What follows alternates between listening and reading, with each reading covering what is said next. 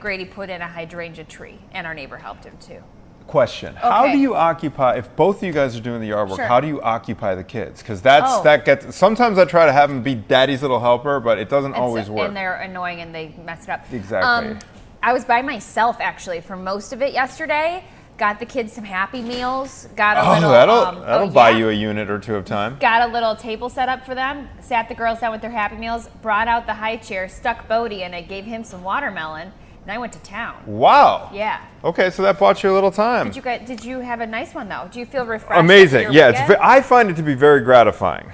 Very gratifying. And same. Honestly, Caitlin, this goes out to Mike too. This might be my favorite 7-day forecast of the entire year, because me, my wheel, like that Goldilocks zone for me is like mid to low 70s as highs. You can go for a walk pleasantly. Yeah. Like you're not sweating. Yeah. Can I talk about my leg for a sec? Did you notice the leg is exposed? Oh my gosh! Out. She's out, you guys. We need an applause track. Right? On Chicago. There we go. There we go. Okay, wait, this is becoming too much. Caitlin's compression sock is officially off. For 2 weeks, you guys.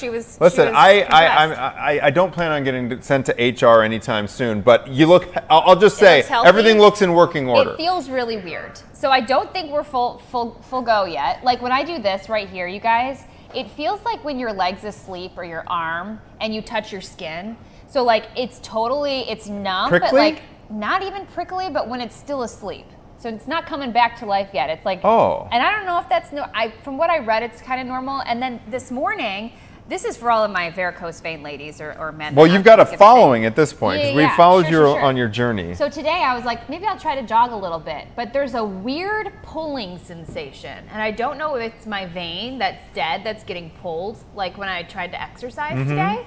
And then also a little bit of pulsing happening. I don't know if that's what have the authorities told you? Have you been checking in? Well, I just went that one time. Like right here, this feels so weird. Like I can feel it, but I can't. It's like the numbing solution is still dissipating in there. Don't love that very much. But I'm following the rules, and it's not too bruised, so I think we're healing up okay. Well, excellent. Hey, I hope that the incremental improvement, but incremental improvement. Yes. Okay. Slowly but surely, you guys. Very good. Yeah. Jam-packed hour. Back to school shopping is still in force. I mean, I know a lot of people are already back, but prices are up. We've been talking about inflation this entire year, probably more. Prices are up 5% this year, and we are going to be joined by a financial expert who is going to talk to us specifically about smart strategies to save money, specifically on school supplies. And I can't believe the price.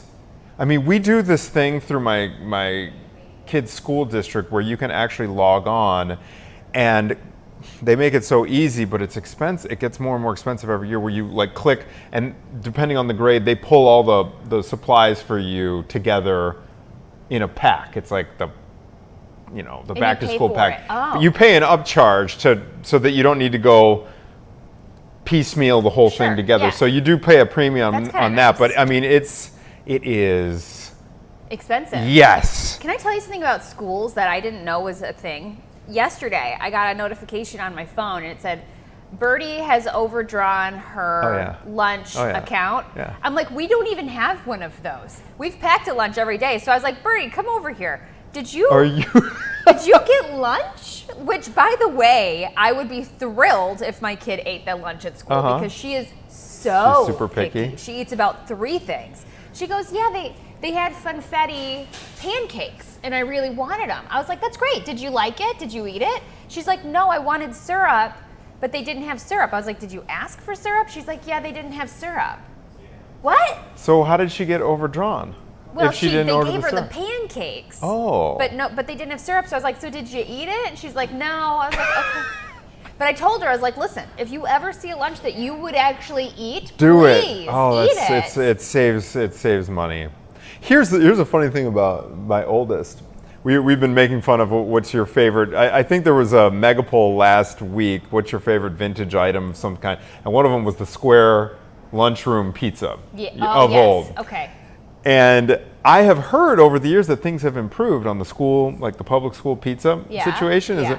But that is the one item, it's every Thursday, that Theo refuses to eat. the school pizza. So every Thursday is a definite. We got to pack the lunch. The other stuff he likes, French toast sticks. Always Guys, a win. Am I alone there? Do they have syrup though? It's always a win. Yes, that's. So why does my school not get syrup and yours get syrup? I Anthony? bet. Did Bertie say if they were out or if it's just like one of the health, like those national health initiatives? Wondering. I'm like, how can you serve pancakes? You can't. And then not give syrup? I don't know. Yeah, that's interesting. I don't know. The lunch from school. I remember turkey slop. Did you guys ever have that? Oh yeah. Wait, Sloppy Joe's or wait? No, I don't know what turkey slop. It's basically like a scoop. Did they call it that on the menu? Yeah. Yes. Caitlin. It was good. It was mashed potatoes. Maybe this. They called it turkey slop. Turkey slop. So they're not even trying to pretend that. It was delicious. Then the topping was like some pieces of turkey and some sort of sauce. Okay, it sounds like goulash. That's what Maggie calls it. That's another goulash. Michigan It's thing, like, I feel like. Is it Is it where you basically like kind of saute it up and add some onions the and goulash? like and like some tomato burger sauce. Meat, some Yes. canned tomatoes. Yes. And some peppers, maybe. Yeah. Oh, the memories. Hey, one of my favorite things about going back to school though, because I'm a little OCD. Okay, is having those fresh school supplies. Yeah. The Trapper Keeper. It smells good. I remember for me, we talked about the synesthesia woman who sees music. This doesn't count as synesthesia, but I always associated different colors with different subjects for some reason. Oh, like red is math. Blue was language arts. Blue was math for me. Come on. Red was reading. Oh. Orange was like language Spanish. Green was language arts. Yeah, so I had my other different color coding things with the Trapper Keeper and everything. Listen, that was a luxury item when I was growing up. It was like, hey, do I get the Trapper Keeper? Yeah. The zipper on it? It's kind of got, back in my day, it was more like a binder, but it was like a really fancy binder, and you could get cool designs on the front. Did you Yeah, that's what I'm talking about. But it had a zipper. Mine You did didn't not have a zipper. I didn't have the zipper model. I'm Oh. sure they do. All That the sounds pockets fancy. for all the things. These things are getting more and more expensive, and it's harder and harder for many families to afford it. So, joining us this morning, we have a financial expert on the line, I understand. Patty, can you hear us? Oh, she's not here yet. we are still waiting on Patty. Which is fine, because I have something else to talk about when it comes to school. Okay. And I'm wondering if other parents out there, I wish we could pull up, maybe we should, the YouTube and see if there's comments, because I've gotten so many questions. My oldest is going into kindergarten. She started kindergarten, and everybody's like, how you doing, Mama? How's it going? And I've been fine, cool as a cucumber. All of a sudden, over the weekend, it's hit me like a ton of bricks. You mentioned that first thing when you walked in. This is a couple hours ago. You said your anxiety's up. Yes. Why is that? I feel like we need to hash through that. I feel like maybe it's because I realize now, and it's like sinking in, that she's going to be in school all day, every single day, for the rest of her childhood. And to wrap my brain around that it's really hard. But my kids didn't go to daycare. She did 3 years of preschool, but and I think too, it's because when I pick her up from school, she's exhausted to the point, Anthony, where she's emotional. So anything could set her off. She's tired. It's just a lot for her little body. To go from, because she went from 0 to 60, is what you're saying. Yeah, 100. Okay. This is a full-time job for these kids.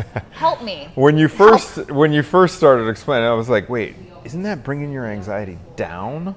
No, I that worry she's gonna about be, her. yeah. I worry about her. But like for a lot of parents, and I would put myself in this category, getting to the start of school is like getting to the finish line of summer. So like you have to piecemeal their summer together, come up with all kinds of activities. If it's rainy out, it's like going to the indoor play park. And now that they're back in school, routine. It brings the anxiety for many parents. I'm not trying to minimize what you're going through at all, because you guys are going through a transition. Think you're right. But I do think once this transition, because right now it's like 3 months to get used to you and Bertie will figure out a new normal. Can I ask you something? And maybe this is woo-woo of me, but do you sometimes feel like kids shouldn't be in school that much, 5 days as human beings? Same thing with like one thing I will say, I disagree that the school day is too long. However, Caitlin, what I will say, they have done so many studies how it's so detrimental for kids to be, especially teenagers, to be starting school as early in the day as they do. Teenagers need a lot of sleep. They just do. Cognitively, like the whole thing, their brains are still developing, and it is a disservice to teenagers in particular to start the school day like 8:15. It's not good for the teen, you know what I mean? So I do think that like kindergartners should probably have a shorter school day, but like daycare, Jaro's in daycare for like, I mean, if we wanted to leave him there for more than 10 and a half hours, we could. No, we don't. But I think I am confident. Let's check back in with this in like 3 weeks, okay? Because you're feeling it acutely right now. Yes. Yeah. I think you're normal, and I think I'm abnormal. Hey, listen, no. The thing is, everyone's different. Everyone's different, but I do think that a few weeks from now, let's check back in. All right, we do have Patty on the line now. Patty, Patty, help us out. Help me. We got the leather chairs here. Patty, are you with us? Oh, okay. I think we lost her. We had her. You know what? Maybe we could go to break. You know, let's just reset.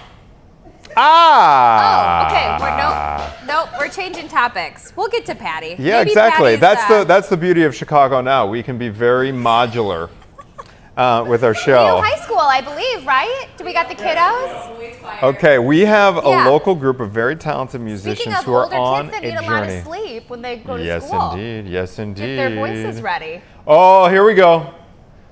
Fellas. Hi, guys. Can you hear us okay, guys? I don't know if they can hear us. I don't know if that's on our end. Oh, we got them. We can. Yay! Okay, so this is Ian. Can you guys introduce yourselves? Like, give us your name and what year you are in school and what part you sing in the choir. Bass, baritone, tenor. Okay, I'm gonna start. Okay, my name is Keith Smith. I just graduated, so I will be a freshman in college next month. But I sing second tenor in the choir. My name is Carlin Henry. I just graduated. I'm a freshman at Eastern Illinois University. I'm a bass baritone. And my name is Christian Whiteside.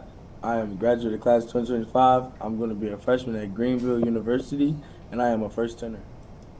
My name is Jesse, bass baritone. You can hear it in my voice. He's a bass. He's definitely a bass. Yeah, former senior, current alumni, and I believe starting now, freshman. Yeah. My name is Josue Rios. I am a graduate of Leo High School. I currently am a freshman in Clark Atlanta University. Awesome. Wow, that's so great that you guys have all landed at awesome institutions and you are on this journey. And so were you guys all in the choir together like all 4 years at Leo, or did it kind of vary? Yeah.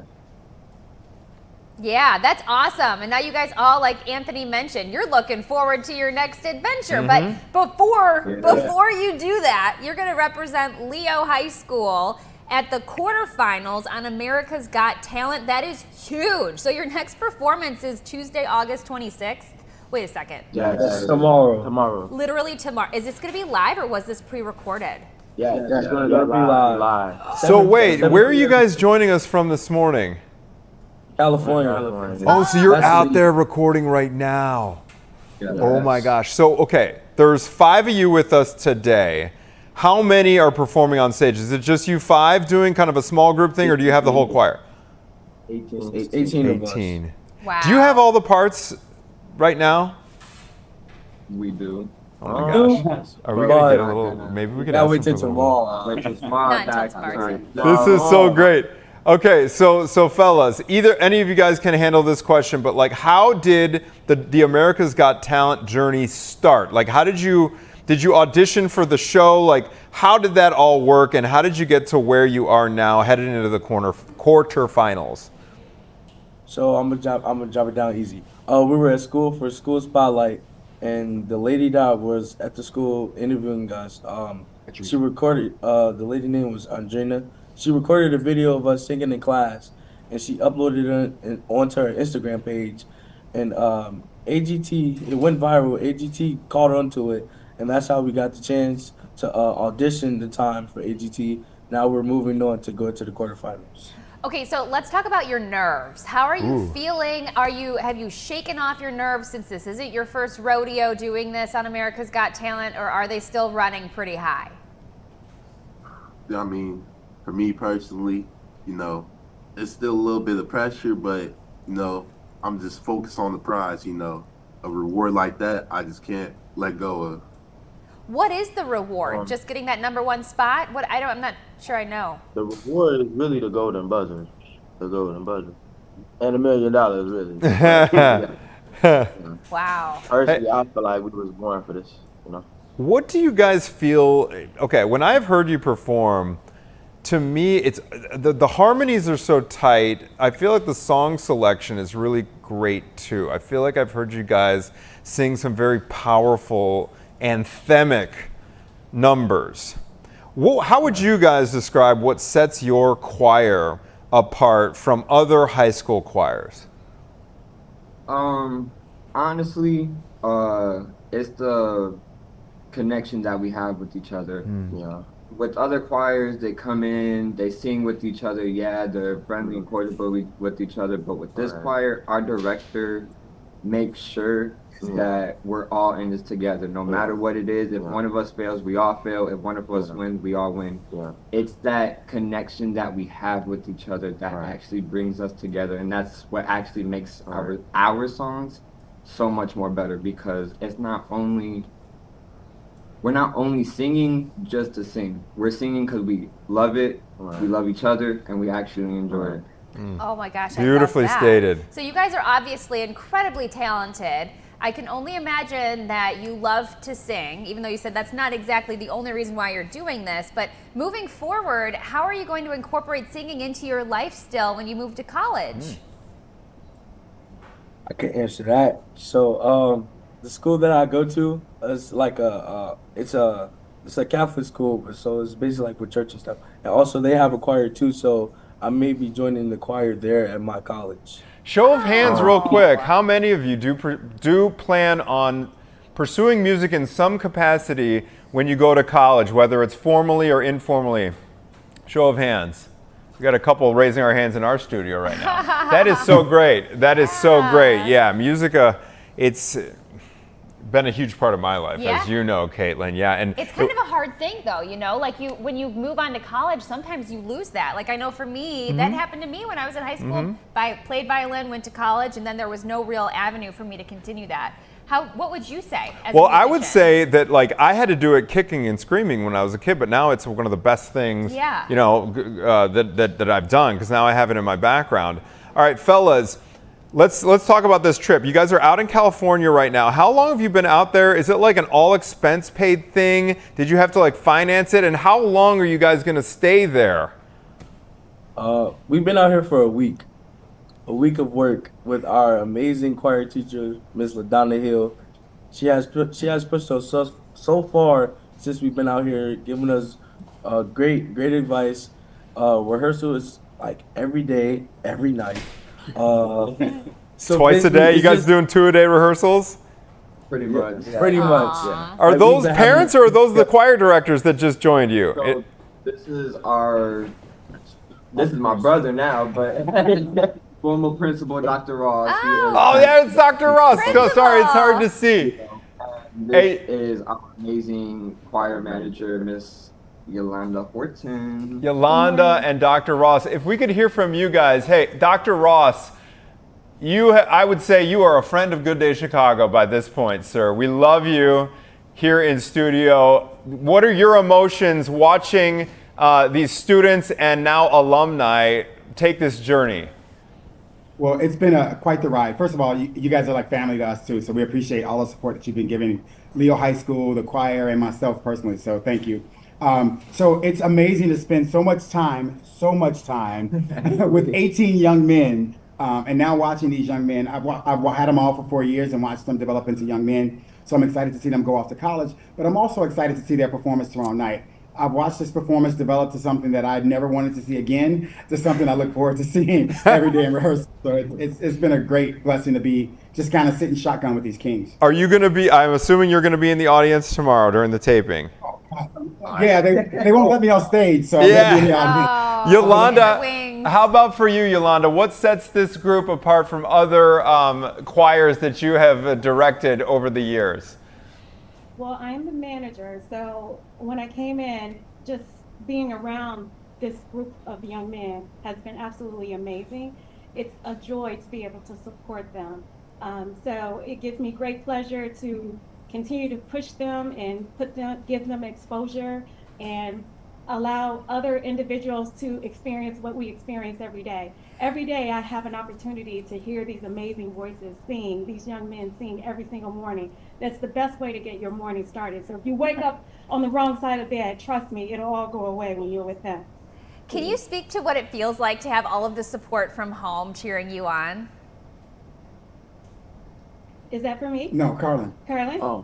From all the support from home, it's a really great feeling. It just really taught me how powerful like everybody really having your back was. Like I know that on social media we've blown up a lot, but like in person, like just walking in Chicago and just seeing people be like, oh, I saw you, I heard of you and stuff like that. I've seen your face. Like it's really powerful. It moves you because it shows you how much like people really have your back. How much a city could come together just to see people be successful. What can you tell us about, I know, this is a live event, you don't want to spoil anything, but what, and any of you guys can take this question, but what can you tell us about your repertoire?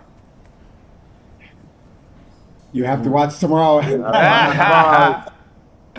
gotta watch tomorrow. Watch tomorrow. Do you guys know who you're up against? Is it live like that? It's like we have an idea. Well, yeah, they announced all 11 acts 2 weeks ago, so we know who we're up against. And the boys have been putting in work, so we really don't even see our biggest competition is ourselves right now. So that's what we're working for. As far as music choice, who's making that big decision? Is it you Lana, in the back? No. It's a collaborative effort. That's right. Okay. I could imagine that would be a difficult one. Okay, this won't give away anything, but if we could go around each of the young men, and if you guys could each tell us what your favorite number is that you have sung with Leo High School Choir over the years. It doesn't have to be on AGT or anything like that, but what's your favorite one to sing, each of you? I want to say Where's the Love. Where's the Love? By the Black Eyed Peas. Yeah, by the Black Eyed Peas, Where's the Love, because me and the twins, we got like a solo rap part on us, so it's real, like, yeah, it's real. Jesse? So ain't no stop this. Yeah. Ain't no stop this, yeah. Carlin? I would say Silent Night during Christmas time. Oh, yeah. You guys, actually, I think they sang Silent Night for us on Good Day Chicago. It gave me, I probably still have goosebumps from that one. Oh, wait, keep going, sorry. Josue? Mine would probably be God Rest You Merry Gentlemen in Christmas season.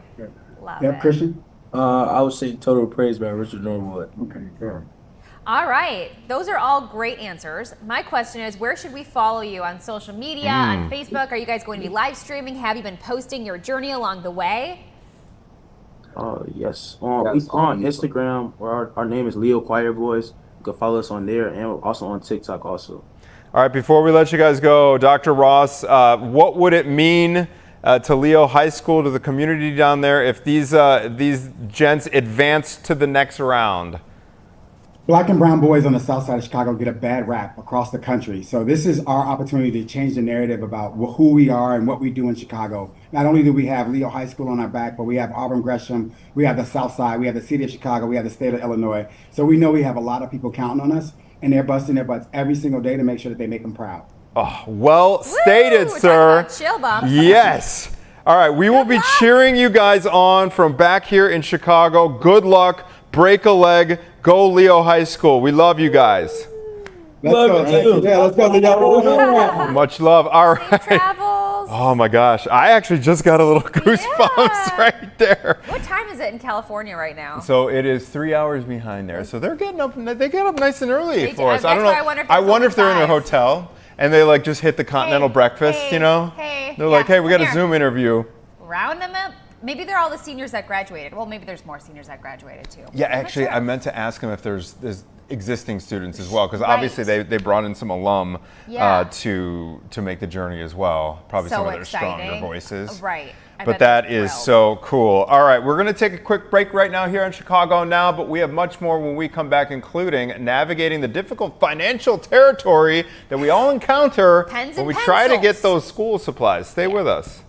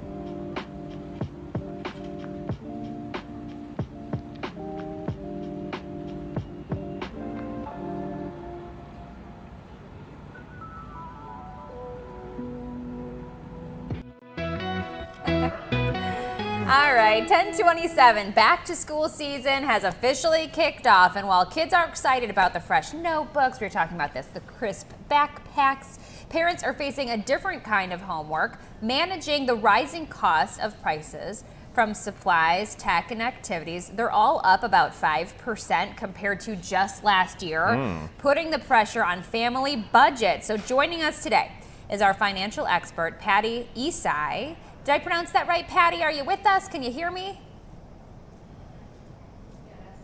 Patty, are you here? She's going to be talking about practical strategies. Yay. Hi. To help us families stretch our dollars. Good. We can't see you yet, but I do hear you, and I'm glad you can hear me. Is it Patty Isai? It's a sigh, like a sigh of relief. A sigh. All right. And where are you joining us from this morning, Patty? I'm joining from California, from Los Angeles. Oh, we got a little West Coast theme going. Yeah, we do. West Coast theme. Good morning, bright and early. Okay, so let's talk about this. Surviving back to school shopping and budgeting like a pro. Can you break down your 60, 30, 10 rule and how families can apply it this year? Yes, so that's really important. First of all, the first thing you want to do is you need to set a budget for how much money you have to spend for back to school. That is the most important part, okay? But once you set the budget, you use 60, 30, 10. 60% of that budget goes towards essentials like notebooks, pens, backpacks. 30% goes to tech and 10% goes to miscellaneous like art supplies, sporting goods. But the most important thing is for you to sign up for a budgeting app so you stay on track with what your budget is and you're less likely to have impulse shopping. Well, let's talk, before we talk about exactly how to budget, that 30% for tech, what are the common items that folks need now? I know that a lot of school districts do school district issued iPads and that kind of thing. Correct. Yes, they do have iPads. Sometimes you do need laptops. So some schools have iPads, laptops. It depends on where you're going, but Americans are going to spend between $300 to $500 on tech this year in 2025, which is outrageous. So instead of spending that money, what you should do is you should buy refurbished items from Apple, from Best Buy. They come with warranties, so you know you're not buying it lemon, and if it turns out to be lemon, you can just give it back. But if you can't afford to buy it, that's okay, because schools now have rental programs, or your local library has a rental program. So you can rent tech, and we know how quickly, tech gets outdated. So renting might even be a better option. I've been seeing a new trend where you don't buy your kid a new backpack every year. If it's still in good shape, you just keep using it. And I loved that. Also, Facebook Marketplace for things like lunch boxes and backpacks. I found that to be a good spot. Do you have any other secret gems or places that we could go to find affordable things for school? Yes, absolutely. OfferUp has amazing second-hand, gently used products or items that are up to 80% off. I mean, you just can't lose with that. And there is no shame in the game of buying stuff that is used, okay? Or I also suggest go and buy in bulk from Costco. And a lot of people are like, I don't need 30 erasers. Yeah, I get it. Get with other parents, buy everything in bulk. Yes, that go to the same school, that need the same products. And when you buy in bulk, you save between 20 to 30%. That's a great idea. Patty, you also mentioned budgeting apps. Okay, what are a couple that you can recommend? What do they actually do? Because a lot of people are like, oh my gosh, another app. I have to download an app through my school to get certain bits of information. It's almost like, oh my gosh, just email me. There's too many apps. But run us through the advantage of possibly doing this.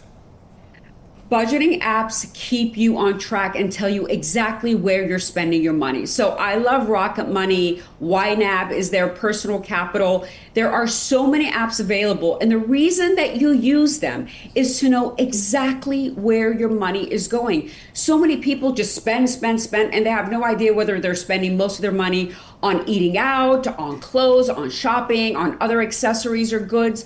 So by having a budgeting app, you stay on track, you see where you're blowing your money, and most importantly, where you're wasting it. Have you found with those budgeting apps, I've done those in the past too, but I always get nervous giving them access to my checking account because, they'll bring in all of your expenses that you've been, divvying out and tell you where it's going.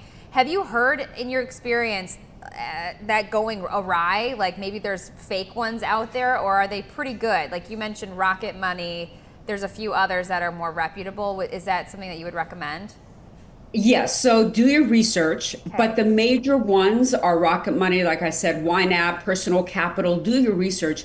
None of them so far, knock on wood, have had any data breaches. So, that's a really, really good thing. But I say the risk, if you're going with someone reputable, is very minimal. And the risk really, the reward outweighs the risk. Okay. Got it. Yeah. Now, based on what Caitlin said, Patty, it's not like you need to, if you go to Home Depot or something, or go to Office Max to get your school supplies, you're not manually entering in what you spent. This thing, it just uploads it and it gives you this complete financial picture. Yes, what you do is you link your credit cards that you use or your bank accounts to the app. And then as transactions come in, it categorizes for you. So it knows if you're buying something from Uber Eats, and that puts it in the meals category. It knows if you're shopping. And if it doesn't know what it is, it asks you to categorize it and make a rule. So the next time you buy the item, it's categorized appropriately. So we're mentioning how things are up 5%, the cost of items. What have you seen in your research has been the biggest jump in prices for school items? Technology. Okay. Like we mentioned before, technology has been the biggest jump. A lot of tariffs are happening now, unfortunately, and times are tight. So that has been huge this year. What do you tend to see that the categories, you do this personal finance, the general category, as we widen out here, that families are struggling to make ends meet with right now? Is it the grocery bill? Is it their utility bills? It's really the grocery bills. The grocery bills have been high, and they were supposed to come down with a new administration, but unfortunately they haven't. So people are really struggling just to put food on the table. And this is why I say budgeting is so important, because you can really, really figure out where your money is going, where it's not supposed to be going, and put that money where it belongs, which is buying food for yourself and your family. So you mentioned this rule of 60-30-10. Does this translate to the big picture too, not just for school supplies, but maybe like the 60% is necessities for your house, your transportation, your walls, obviously yes. I said house, or your electricity, and then the smaller budgets for different items? So that rule is a little different. That rule is 50-30-10-10. Okay, so 50% of what you make should go to your needs. 30% maximum to your wants, 10% should go into savings, and 10% should go in your investment account. That's the way you should really think about it. But you also should have an emergency fund, so that 10% that you're putting in your investment account, for the first 6 months, separate it out. 5% investment, 5% emergency fund, until you have about 3 to 6 months worth of savings in your emergency fund. Then once you do, that money goes into your investment fund. Wow, wait, 50, 30, 10, and 10. Yeah. Yes. So that'd be ideal. Maggie and I struggle with the 10% savings a lot of times, because we do the investments, we do the 529 for our kids, but like it's the savings that gets us a lot. Yeah. Patty, do you have while we have you on the line here, do you have a credit card usage philosophy that you might be willing to share in terms of when it's smart to use a credit card, when it's smart to maybe just pay out of your checking? Does it depend on the responsibility or your credit card rating and that kind of thing? What's your message for folks out there? This is what I say about credit cards. You should have one credit card that you use only. Really, that's all you need. Okay. Yes. And with that credit card, you can utilize to buy necessities, because you're going to buy those things anyway, right? Groceries, gas, all of that you can put on that credit card. But the most important thing is you pay it off at the end of the month.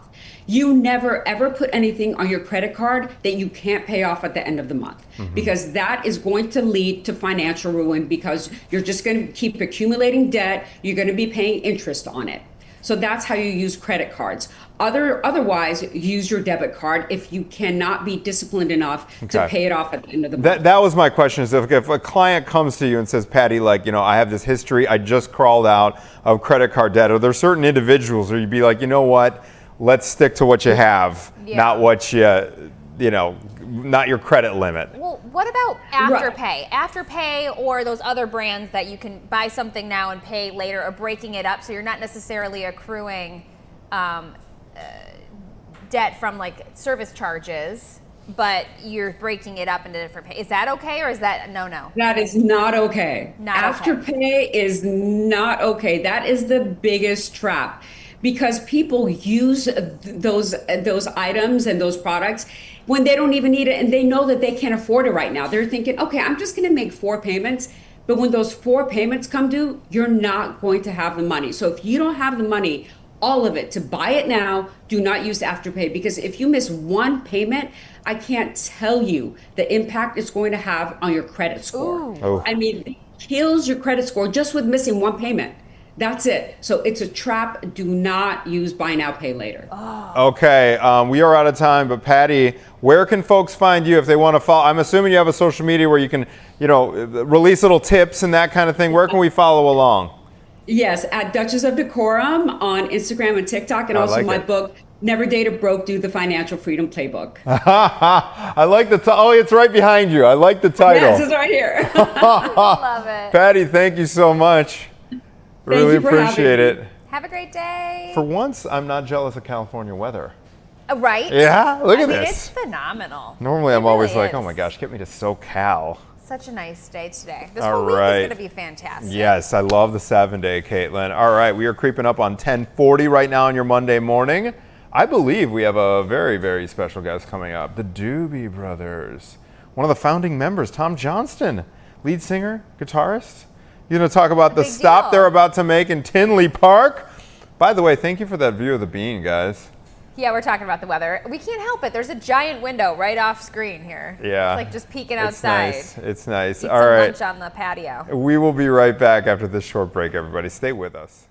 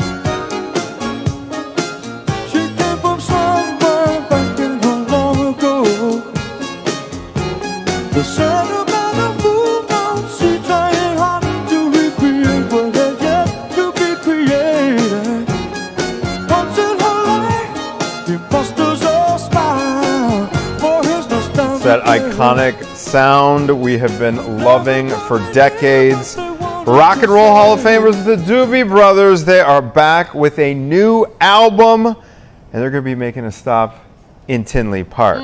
Patrick Simmons joins us live to talk about music, touring, and 50 years of hits. Patrick, can you hear us, sir? Oh, there you are. Yeah, except it's not Patrick. Oh, who do we have? It's Tom. Tom Johnston. Tom Johnston. Yeah. Yeah. All right. Well, let's Tom, get where are into you it. joining us from today? Marin County, North San Francisco. Oh my gosh, we do have a California happening? motif going on That's the so show fun. today. All right, so you guys are going to be making an appearance in Tinley Park. All four of you been writing and recording together for so long. How did it feel to reunite creatively, and what makes this Walk the Road stand out among the rest of the Doobie Brothers catalog? Initially, I would say because three of us wrote on it. Mike was part of the project, which I've never really done a project with a band when Mike was in it.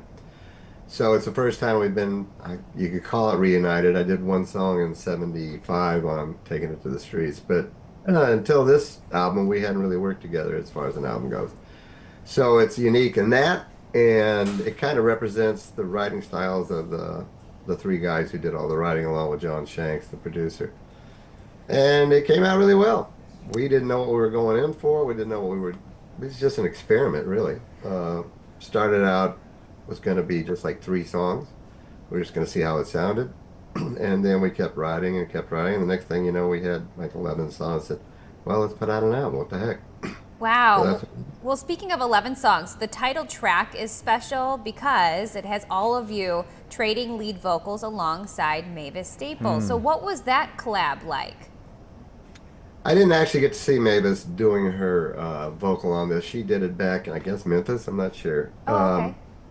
As far as the sound of it, it was amazing. That's We're all so big fun. fans of Mavis Staples, so that was a natural thing. When it grew, you mentioned you started off with like 3 songs that you were initially were going to record, and it kind of ballooned into something different. When you came up with 11, was it like, okay, let's put this into an album, or was there something where there's like more songs and you cut it down to the last remaining 11? How did that work? Oddly enough, we didn't have more songs. Normally, you're right, that does happen. And in some instances, some of us wanted to keep writing. I know Mike really wanted to keep writing. But we said, we got enough songs, and they're all good, so why don't we just do that? Why don't we just do an album? I think we also had some encouragement from John Shanks. I think we had some encouragement from management to do that. But as I recall, we all just said, yeah, that's fine, and then we can save these songs for a later album. I love that. Okay, so I'm just curious, as the lead singer and guitarist of the Doobie Brothers, what does that even feel like? Like, everyone's working a 9 to 5, and you are the lead singer of the Doobie Brothers. Has that sunk in? Do you ever just wake up sometimes and think like, whoa, this is my reality? No. No, Honestly, you're just so used to it. I have huh? to tell you that I'm not the only lead. I mean, Mike is obviously a lead singer, and Pat does some lead singing. But we're all represented in the show, and the people are really loving this set list. It gives everybody a little of whatever they want. It's a wide swath of a color swath, I'll call it swatch, whatever, of what the band has done from, I don't know, 72 to 87, and now with the new stuff. I mean, there's a lot of songs after that, but we're not using a lot of them because we put 4 new songs off the album in the set list, and that's unusual for us. We usually do 2 max. But it's going over well, so it's working. Don't mess with it. You have obviously made stops through the years here in Chicago and Chicagoland. I used to work at a venue called Ravinia Festival, and I remember I was in the box office, and I would sell a lot of tickets to folks that were coming out to check you guys out. Can you give us any thoughts on Chicago as a city? Any favorite stops that you make here? Food priorities when you guys roll through town here? I think everybody rolls out and hits the streets and finds food places. We all love Chicago. I know I do. I also head down to the lake. I head over and what is it called? The Golden Triangle area? The Viagra Triangle. Is that what it's called now? Yes. I hadn't heard that one, but there's some good places to eat there. Yep. That I dearly love. And there's also, is it Rose's? Rose's Italian food? Yes. Help us out here. Oh, it's going to come to me. It's right on the tip of my tongue. Adina might know. Yeah, what's the Roses? the famous Italian restaurant? Rosebud? Yeah. Rosebud. Thank you, Adina. Rosebud, absolutely. We just ate there last time we were there last year with the whole band ate there as a unit. And I mean, I've eaten there as a solo, if you will, quite a few times. Yeah. Okay. Yeah, there's just a lot of good food in Chicago. Oh yeah. All about the. I just love it. I love the town. It's a really neat town. What do you think of Ravinia? We haven't played there for a couple of years, but it's a great place to play. Yeah. So beautiful up there. So you and your bandmates Chicago were inducted Theater, into Auditorium Theater, I think is also. Oh yeah. Oh, fun. Yes. And Tinley Park is where we've been going the last, I don't know, 5 years, I guess. Mm-hmm. I love that. Okay, so you and your bandmates were inducted into the Songwriters Hall of Fame. So what did that moment mean to you personally as someone who's been writing music for more than 50 years? I can truthfully say, and not just for myself, that we were all amazed. We didn't see that coming. And it's, to sound lame, but pretty special. I mean, you think about the people that are in there. Mm-hmm. I mean, McCartney, Holland Dozier Holland, on and on and on. Just some really incredible writers. And to be lumped in, not the wrong way to put it, to be brought into that kind of atmosphere and those kind of people with that kind of writing credentials, it was amazing. It's humbling is what it is. And it was a great night that night. We had a really good time. You guys are on the road right now with Jimmy Buffett's Coral Reefer Band as special guests. What has the energy been like with that collaboration? What kind of response are you getting from audiences? Crowds have been great. I really didn't know what to expect because we never really worked with Jimmy since somewhere in the 70s, and of course Jimmy's not with us anymore, but the band sounds exactly the same as always. So there is a lot of people showing up to watch the Coral Reefer Band, and that's great. They love it. And as far as age groups go for who can come to your concert or who you encourage to come, what do you say? Is it everyone from kiddos to grandparents? Absolutely. Yeah, there's no limits here. Is there any song that's your favorite too? I gotta know. Yeah, we see people of all age groups, and I like that. I like it having people from teens to our age, which we won't go into, but you know, it's just a really great thing, and they're all enthusiastic, and that's what makes this whole thing work in the first place. To me, the audience is the most important element in any of this, and because the audience gets up, knows the words, sings along very loudly, dances. It's kind of a hard atmosphere to not have a good time in. This has stood the test of time, you guys. How much gas is left in the tank? How many? You guys are gonna be doing this for the foreseeable future? Can you ever imagine not touring, not recording, not writing? Not yet. I love it. Not yet. That passion runs deep, you know? Thank you so much. Have an awesome time. Safe travels. Playing down in Tinley. Appreciate it. It's a great venue. September 10th, Tinley Park. September 10th. Are there still tickets? Do you know if there's still tickets available? I don't. Okay. You're not on that committee. Playing, however that goes. Is how it goes. He's like, I just show up. Memories will be We were made, there last sir. year with Steve Winwood, and it was awesome. So I'm assuming it'll be, and the years previous to that were great. So It'll be a great show. I love seeing shows down there. Tom, thank you so much. Such an honor to talk to you, man. Thank you very much. Appreciate it, guys. Yeah, absolutely. Have a great week. Have a great show. September 10th. That's fun. Can you believe September is The going to be Doobies. here in 1 second? I used to get to listen to I'm telling you, this Ravinia gig had fringe. I only made like $7.50 an hour at the time, but you got to listen to the shows. Yeah. It's perfect for a music. You know what I mean? Right. So that was kind of why folks worked up there.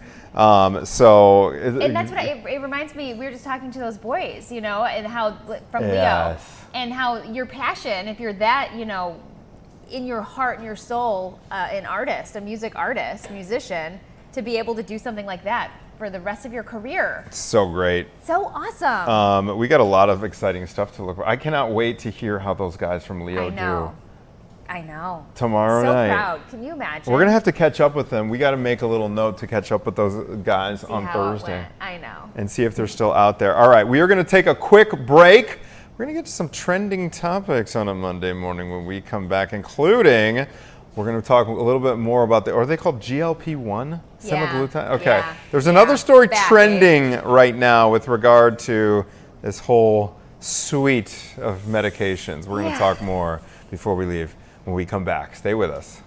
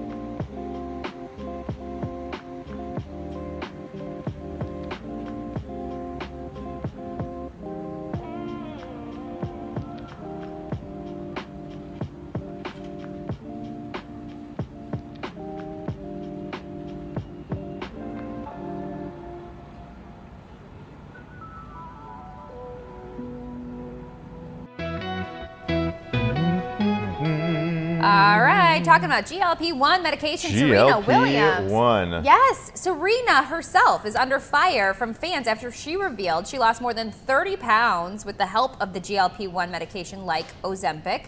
On Thursday, the GLP-1 medicine company Ro shared a joint post on Instagram promoting the tennis champions partnership where she appears to inject herself, saying it was something her body needed after having 2 kids. So some critics are saying she is reiterating the narrative that if you need to take medication to be healthy and achieve an acceptable standard of beauty. Thoughts? Did you see the picture? I'd love to see it. I mean, she always looks fantastic. Okay, Serena Williams. Athlete. She's a total stud. Yeah. And I think, well, first of all, you would not, like, it's not jarring by any means. You know, some of these like celebrities pounds, that are, you know, that are kind of like newly on this medication, you see and you're like, oh boy, wow, you are, it's almost jarring. Yeah. Like, with this, there's Serena. Like, I don't find that to be like unhealthy. Like she looks like she's in shape. She's still strong. And it's like these critics saying, reiterating the narrative that you need medication to be healthy and achieve an acceptable standard of beauty. Yeah, I just don't really. I think it's none of anybody's business. Yeah. You know what I mean? Like if she wants to do this and she wants to get an ad paid to do this, that's her business. That's other people projecting their stuff onto her. Right. Yeah. Because there are a lot. Okay, until something comes out definitively that these drugs are unhealthy and bad for you and there's this dark side, then I am 1,000% with you, Caitlin. I'm trying to wrap my brain around why people would be upset. Maybe if I don't know, if I had like a daughter who was a teenager and really looked up to her and I didn't want my daughter to be on the drugs and now she's asked, that's the only like revenue that I could imagine like being in the least bit bothered by this. Otherwise, I just feel like everybody should do what they want to do. It's it's her life, you know? Like, mind your own business. If you don't want to take it, don't take it. But why be judgy about other people? I 1000% agree. You know? We don't have energy for this. It's Monday, okay? It's 10:57 on a Monday. Just everyone do your thing. Thank you so much for joining us here for this little Monday edition of Chicago Now. Gabriella and Tia are standing by, waiting in the wings. They're going to be joining you with more Monday morning fun when we come back here on Chicago Now. Stay with us.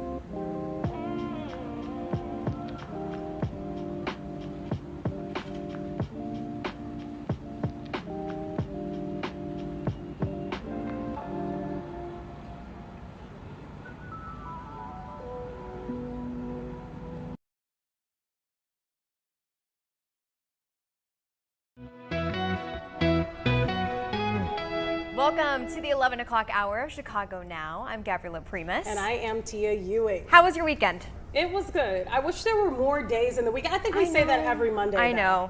It seems like, though, the longest weekend ever for me because I was doing wedding stuff and it was just like task after task after task. I'm thankful I got a lot done, but for a change, my weekend seemed really long instead of really short. I went to the Will County Fair. Oh, you did? I did. I went on Saturday, and it's amazing how the weather has slowly gone downwards.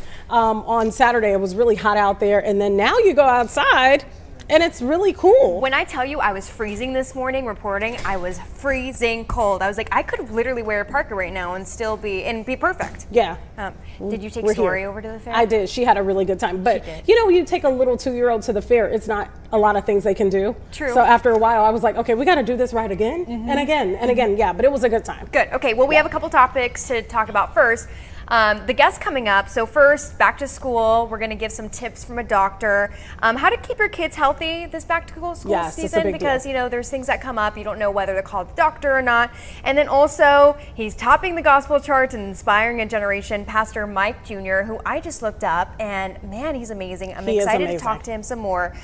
He's going to talk about how he's blending ministry and music to spread hope. Yeah, that's a good one. But first, we got to talk about what is trending. Yes. And the first topic, I think, if you go on social media, just about everyone is talking about it, no matter if they live in our state or not. And that's the National Guard coming to town. Yes. Which we've seen, actually, the National Guard come into Chicago before, and that was during COVID. Do you remember this? When there were little checkpoints that you had to go through? You know what? I was here on the tail end of COVID, so I remember seeing articles about it, but I wasn't here. This is a different scenario, though. In this case, we are talking about safety across Illinois, specifically Chicago. And there are questions people have, is this legal? Can the president do this? That's one of the questions. And we do know Governor J.B. Pritzker is going to have a press conference today where it's expected that he will discuss this topic. I was on social media. I live there. As you know, I'm always looking up stories, looking for people to talk to. And a lot of people that I have covered stories with that have experienced violence firsthand, they are the ones that are asking the question, should they be here? They believe they should be here, but they're just not sure what that looks like. At one point, we've heard that they won't carry guns. Then it kind of sounds like they may carry guns. So there's a lot of unknown questions surrounding this. And I think that's why you have so many people talking about it, because we don't know what it's going to look like. And to be clear, President Trump is wanting to send the National Guard here along with some other U.S. cities because he wants someone to control crime. And so it's unclear also where the National Guard would go in this city, right? Would it be in the Loop, where we already have a lot of patrolling? Would it be in some of our west side, south side, and some of our neighborhoods? That's also unclear. Some reports are saying that they might get deployed maybe next month, as soon as next month. But there's no definite timeline on when things could happen. What's interesting is already this has happened in D.C. You saw the mayor come out and say that crime is down there. The same thing here in Chicago, Mayor Brandon Johnson saying crime is down. But I think one thing we have to think about, that maybe you and I, we may not have this issue, and I said this on our morning news call, is no one on that call, no one, at least me personally, is living in those neighborhoods. Now, I know people that live in those neighborhoods where violence is a common occurrence. And so maybe we think on the outside looking in that violence is down, but if you live in some of these hard-hit neighborhoods where shootings are a common thing, or gunshots are a common thing, or carjackings, you probably don't feel like crime is down. So I think those are the people that we need to hear from. People that are in the trenches living it, what do they think? How do they feel about this? Because we keep hearing everybody else that's talking about it that don't live in those communities. I want to hear from the people that live there. What do they feel? So I will say that Natalie Baumke went yesterday to the North Lawndale neighborhood where they had a festival going on. Mayor Johnson kind of had some remarks or reaction to this news. And she also talked to some residents that were just there hanging around. And there's mixed reactions like there always are. A couple people saying that it might actually make a statement if the National Guard does come, that maybe some of these young criminals will get a little more scared and see that there's actual presence there. And then some others are saying, hey, I remember back in '68 when they were here, when Martin Luther King Jr.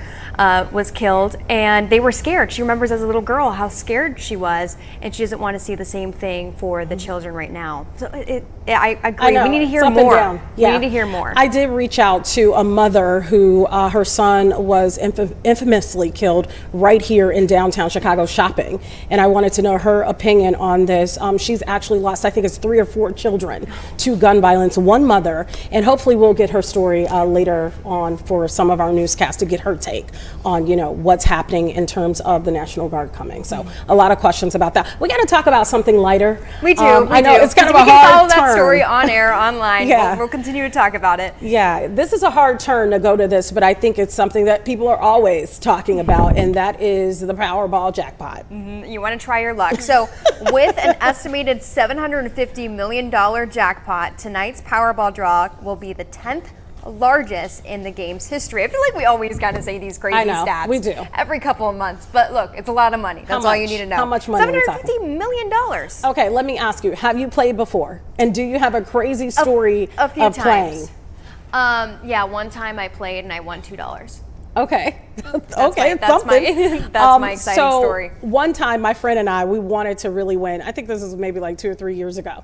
And we drove, because we always saw, and you see it on the news where it's oftentimes it's some little tiny community that you've never heard of and the person takes it all. So we were like, well, we should drive across the suburbs, like little small towns, and buy tickets. So we spent the day going to all these towns. That's so fun. I'm still sitting here. I didn't win, but it was fun. It was fun. Did you guys win anything? We did not win one thing. Not a dime. What? No, but it was really fun to do. Try it again. What's something you would do or buy if you won? Just let's go with a couple million. A couple million. Well, obviously, I'd buy things for my family, set them up first. You know what? I never have a good answer for this. I need to like reflect one day and like for the next time I ask this on air, so I have like a good, fun answer. Shoot, I don't know. Anything designer stuff. I don't know what I would house. do. I mean, you could say the smart thing. Would you come to work every day? I think I would come to work every day. I would too. I would. And you guys have it live right here in 4K. I don't know if I believe you. Like, she's like, I would be here every single day. True story.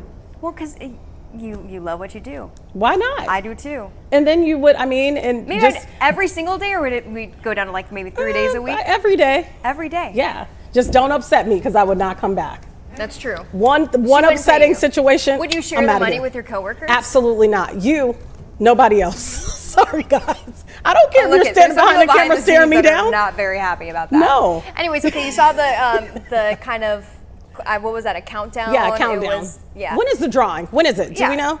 You know what? We don't. I don't remember when it is. That was the countdown. Yeah, can you guys pull that back up so we can see the countdown? You got it? Well, hopefully they can show it real quick. But if you play, you already know when the drawing is. We don't, because we don't consistently play. But yeah, the drawing's coming up, and maybe you will be the lucky winner. There it is. What is it? Here we go. It says $750 million. Yeah, 11 hours to go. Okay. Yeah, 26 you guys have minutes. plenty of time after work. So yeah. So go ahead and grab play. that. Here's a beautiful story. The first human case of the flesh-eating parasite New World screwworm has been detected in the United States. So when I first heard this, I'm like, what does a screwworm even look? I don't even know what this looks like. I looked it up. It looks like a fly, pretty much. Really? And it's like their larva. The larva. Okay. And so, but it looks like any other larva. So that's kind of what's extra concerning. Because if you see that, which I think it's so microscopic that maybe you wouldn't see it to the human eye, you'd have to have like a microscope. But hey, you know. It's scary because this is the part that I think, as a person that goes to the grocery store and goes out to dine, my biggest issue is that obviously this is bigger than me eating, okay? But the big issue here is that this can destroy cattle herds, et cetera, which means that people are already maxed out, you know, when it comes to our budgets and our wallets. And so this is another thing that could impact our wallets. And I don't know about you, but I'm stretched thin. There it is. That's the larva right there. I think we all can agree that our wallets are stretched so thin, so we can't afford to keep, you know, paying for these things. But this sounds like something else that that is alarming. And this is even crazier. It can destroy wildlife, which means the ecosystem could be impacted, and your household pets, which is really frightening. So that's what gets everybody. Yeah. So hopefully we can. That the case was related to just one person who had recently traveled from El Salvador. And I guess this is most seen in Central America and Mexico. Doesn't mean that everyone from El Salvador, everyone from Central America or Mexico is carrying a screwworm larva. Everyone keep that in mind. Yes, I know, because sometimes we do go crazy about that kind of stuff. Yeah, but still, definitely concerning to say the very least. Okay, we're talking back to school bugs. What's up with us in this love for bugs? Larva to now back to school bugs with diseases. Different kind of bug, Tia, but yeah, we are a little bug heavy in this show. Yeah, we are a little bug heavy in this show. But we're going to talk to Dr. Tanya Farmer about nosebleeds, back to school bugs. We'll have it right after this break.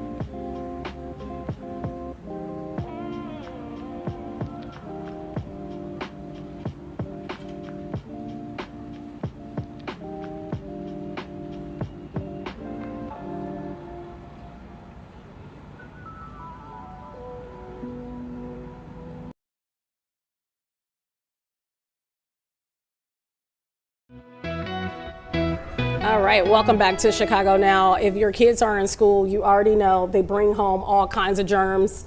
Yeah, sometimes I want to quarantine in my own house. Here to talk about it is Dr. Tanya Farmer.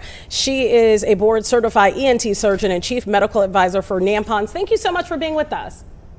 Thank you for having me. Let's start out with this, Dr. Farmer.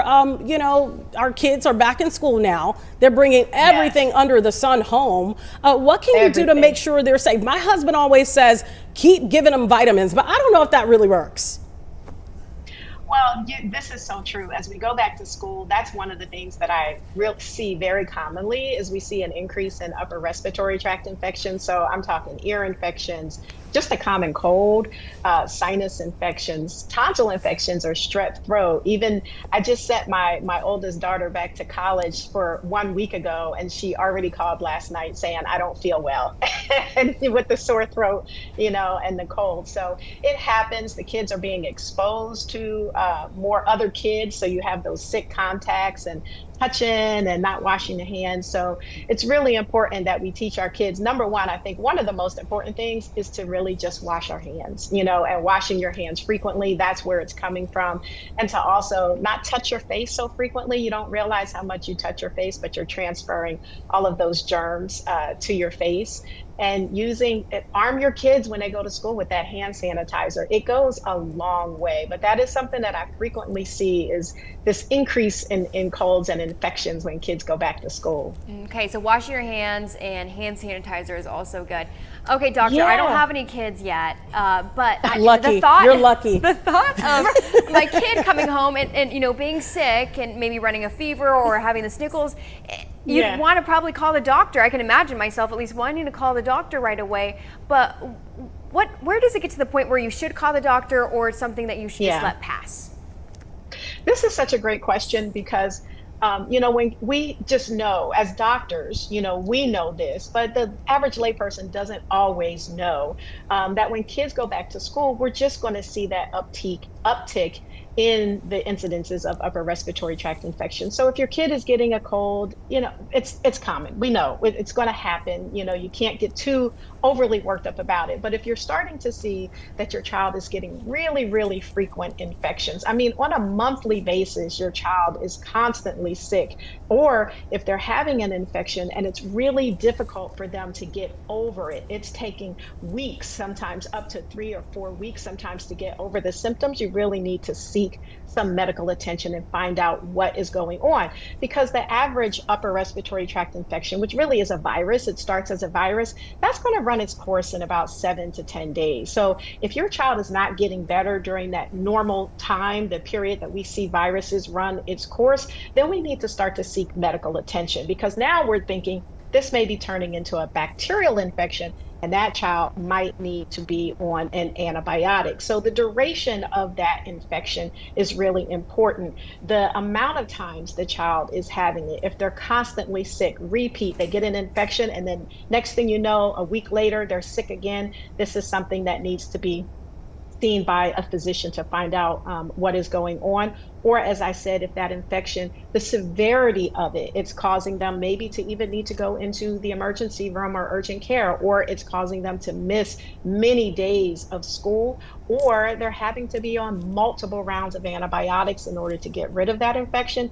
These are reasons why you really need to seek the help and the advice of your medical provider. Yeah, that was a really good question, because sometimes when you're a new parent, the first thing you do is call the doctor, and the doctor's like, let them sleep it off, they'll be fine. You need to chill. Exactly. Let me ask you this, Dr. Farmer. One thing that's going around like crazy, I know it's going around at my daughter's school, and I know some people here have said that it's going around at their kids' school too, is hand, foot, mouth disease. And I'm gonna be honest, the first time I heard it, I'm like, what are they doing, taking their socks off at school? How does this pass around, and what can you do to kind of stave it off? Yeah, I mean, still those same things that I talked about, you know, the common sense things to make sure that you're not picking up this, you know, hand, foot, mouth. You want to wash your hands. You want to clean surfaces, you know, as well. Just like our teachers, they always, right, they have on their list, right, Sandy wipes. arm your child with that. You have the portable ones. You can take those to school with you and wipe your surfaces down, and also avoid sharing, utensils with other people. Avoid sharing, your forks and your spoons and your water bottles, and your sippy cups and things like that. You want to try to avoid that so you're not passing that on. And here's the other thing too: when kids get it, guess what? They bring it home. They bring it home to their parents, and their parents get it as well. So it is something that can make you really sick, but it's something that we commonly see circulating around. It is. With the affections, that's something I commonly see. I mean, there's so many things as an ENT doctor that I see going around when kids go back to school. They get nosebleeds, they get allergy flare-ups, and even hearing loss. So those are some things, that we can talk about as well. Wait a minute, you said hearing loss? Yes, when kids go back, well, because that's when we're starting to notice it, right? When kids are going back to school, they're sitting in class, they can't hear their teacher. It's like, what's going on, or the teacher is noticing, or maybe they're even starting to have some changes in their academics. They're not doing as well. And one of the things that you need to look at is, could it be from hearing loss that has gone undiagnosed? Over the summertime, they're out, they're playing, they're doing all kinds of things. But now when they get back to school, they got to sit, they got to concentrate, they got to pay attention to their teacher, they got to listen to their teacher. So we see that often. And then we still have schools that are doing hearing tests, which is really just a screening in school. So I get a lot of kids who come into my office because they have failed their school hearing test. So these are things that I see as kids go back to school as well. Yeah. So are you seeing hearing loss become more common with kids? Because you usually hear that with old people, right? Is it because of, I think, earphones? Those are so loud. Or what is it? You're right. It's not just the old people's diagnosis anymore. We're starting to see hearing loss in the younger age population, and it is believed because of, number one, the popularity with the earbuds. Putting the earbuds in, it puts that loud sound. The kids don't realize how loud they're listening to it. On our smart devices, though, we can monitor that level. If you didn't know that, you can go in and you can set the level at which the decibel level that you're are listening to it. And I also tell kids that if someone else can hear what you're listening to, it's too loud. So it is better if the kids wear the over-the-head earphones versus the earbuds. It is much better to lessen the chances of that hearing loss. And then kids are just listening to loud noises, for longer extended periods of time as well. So we do have to counsel our kids to turn the volume down and not listen to things as loud as long, because we are seeing hearing loss in the younger population. I'm seeing it in teenagers, whereas we didn't see that many years ago before earbud popularity. Yeah, some good advice there. Interesting. Very interesting. Okay, so parents are gearing up, right? Kids are already back in school. If you had to give a list of the top, I don't know, maybe medicines or some medical supplies that parents should have in the cabinet, what would you say should be in there? Well, number one, of course, we talked about the hand sanitizer. We talked about Sandy wipes. And these are all things that kids can just put in their book bag, and carry with them as well. I also think we didn't really touch on it a whole lot, but nosebleeds is something that I see quite frequently when kids go back to school. Number one, because they're in a different environment, so the schools are drier. They're also playing sports. I get kids coming in because they get hit in the nose and they get nosebleeds. And you would be surprised how often parents are getting phone calls from the school because of those nosebleeds. So using a product like Nampons, which I do support, I am an advisor for the company, and I sought this product out because I was looking for what is something that I could recommend to my parents for their kids who are going back to school. But it's a wonderful nasal plug that can be used. Kids can carry it with them in their pocket. When they have a nosebleed, they can put it insert right inside the front of their nose. It has a material on it that helps to, clot that blood really quickly to stop the nosebleed really quickly, better than putting a piece of tissue up the nose. So this is something that kids can carry in their book bags, and also that nurses should have on hand. I believe every school should have it. The nurses need to have it on hand as well.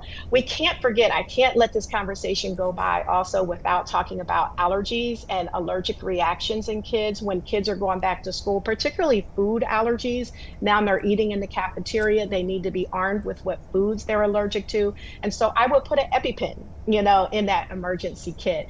And with EpiPens, this is something that has to be registered with the school nurse.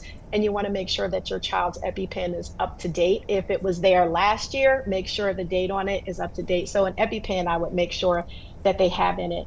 In addition to the Nampons nasal plug for nosebleeds, I would also make sure my kid has a little bottle of nasal saline mist. It goes a long way in keeping the nose nice and moist. They can put a few squirts of the saline mist inside their nose to keep it nice and moist. So that's something else that I would put in that emergency kit as well.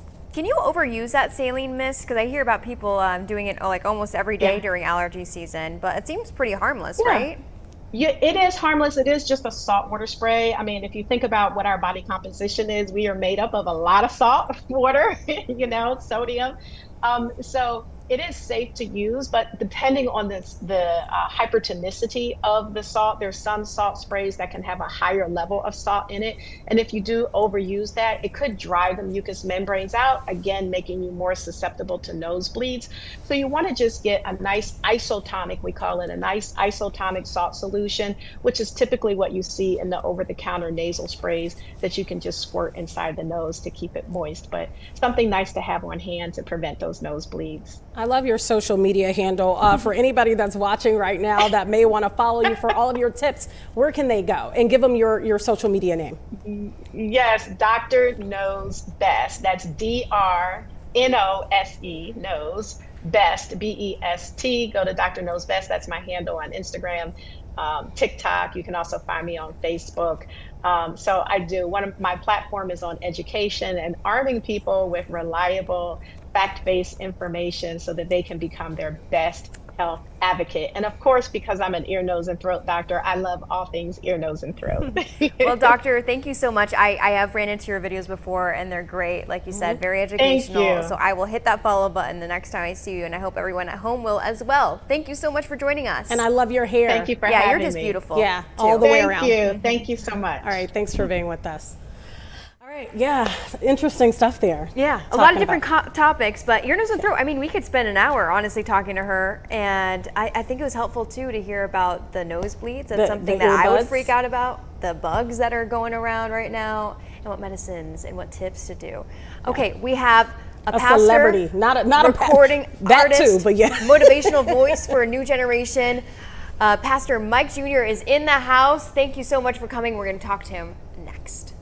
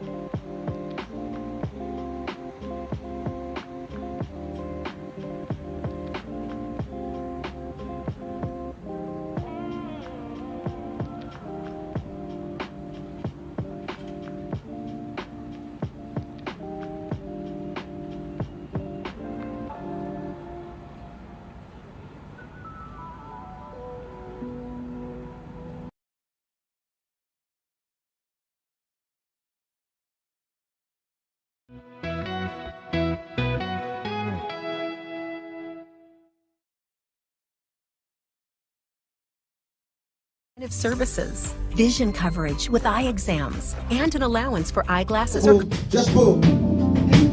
It's gonna be the year that I break everything. Let me testify right hand on the Bible. They threw me away, but I'm glad Gareth. Joe came in the morning. Made it through the night. Light work. He put you in the garden, see your light work.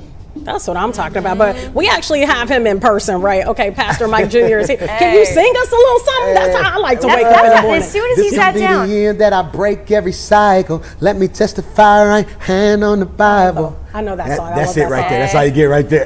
Early morning voice. It's okay. We ain't paid for a ticket. That's all we deserve. Okay, so you were in Country Club Hills last night. That's right, the amphitheater. Yeah, and I told you my mother-in-law FaceTimed us, and I was like, how did I miss the show? Where was I at? It was crazy. They said it was lit. Yeah, it was. Yeah. Did you enjoy yourself? Was that your first time being at that venue? Because that's a small venue, but a lot of people come out for that. Yeah, so we were actually, they only do one gospel show a year there. They do a lot of R&B, man. So we were able to go. It was an incredible event. Great crowd came out, man. It's always fun to me. I probably stayed an hour and a half afterwards just hugging and taking pictures. So that always means the most to me. I love that. So you are a celebrity, but you don't operate like a celebrity. But you travel like a celebrity. You got everybody up in here. I roll deep. You know, I believe there's a blessing and connection. And so everywhere I go, I made God a promise probably 9 years ago that if he blessed me, those who helped me, every chance I got, I would bring them with me. So that's why this run we're on right now is so special. We just went to the Stellar Awards, and I won Artist of the Year. I know that. For the fourth year. Congratulations. And so Adia won New Artist, and then my Where guy. you at, Adia? Adia's right back there. Look at Adia, looking all beautiful. Then the guy who has the video camera with me, he said, Pastor, I'm going to do your music video. I said, let's do it. He won Music Video of the Year. Congratulations. So I'm excited for him. We have a bunch of award winners in the house. Just a everybody around me winning. So that's what it's all about, yeah. Okay, so you're leading both ministry and also your music career. As someone like you, how do you keep the balance while also, keeping you grounded in your calling? Yeah, so I don't believe in order. That's the worst thing somebody told me. You got to keep your life in order. Order speaks of 1, 2, 3, 4, 5. I believe in orbit. The same way the solar system revolves around the S-U-N, my life revolves around the S-O-N. So there are days where one time I was on family vacation and one of our members that was close to us passed. I had to look at my kids and say, hey, y'all, vacation over, Dad gotta go. And my family understood that. Conversely, there was one time I stood up in church and said, hey, y'all, the boys, it's their senior year, y'all won't see me for 6 weeks. That was their senior year. I wanted to make sure we had a senior trip. They had everything they need. So it's orbit. Right now we're doing music. I'm only done, this concert I did last night was maybe my 4th of the year. We had like 200 offers this year. But the Holy Spirit told me focus on the church. That was more important right there. So for me, it's just understanding the orbit of my life, not the order of my life. How do you balance it all? Because one thing you said was that, usually you start your day in the carpool line, which kind of shocked me because most people in your shoes, they hire somebody to do that. Yeah, nah, my kids gonna know me. The greatest assignment in my life are my 5 babies. That's the legacy I'm gonna leave in this world. If I do something stupid tomorrow, I'll be on the front page of the newspaper and everybody telling me we love you are gonna have an opinion. The 5 people in my house that matter right now, those Michael, Mason, Xander, McKinley, and Miles, just being present, like Friday, I was in the stands screaming loud as I could every time my son scored a touchdown. We done won all these awards. I'm sitting with you guys. I gotta be on a 5 a.m. flight in the morning because I got to run home and do my daughter's call out. She's a cheerleader, so I got to get in the studio in the morning and say, McKinley, McClure, Hatley, Aubrey, these are your 5th grade Spain Park cheerleader. So to me, that means the world to me, and I don't get too high on myself. Like, all this is great, but at the core, I'm just a cat who from Birmingham, Alabama, love God, love people, gonna keep trying to make a difference. But they have to notice that, your 5 kids. They notice your dedication, don't they? It's funny, man. Like, now they're realizing. At first, I took pride in like, no, that's just Dad. But now, like, my boys came home the other day. They was like, yeah, you ain't like a regular dad. I'm like, what you mean? All my friends said your dad got drip. I'm like, what's drip? What's drip? Like swag, or like Miles. So Miles, my first ever gospel single, I didn't know what to put on the cover. So I just put him on the cover. He was like 4 or 5. So now he's 8. And so now he's at school telling people, yeah, my dad on TV.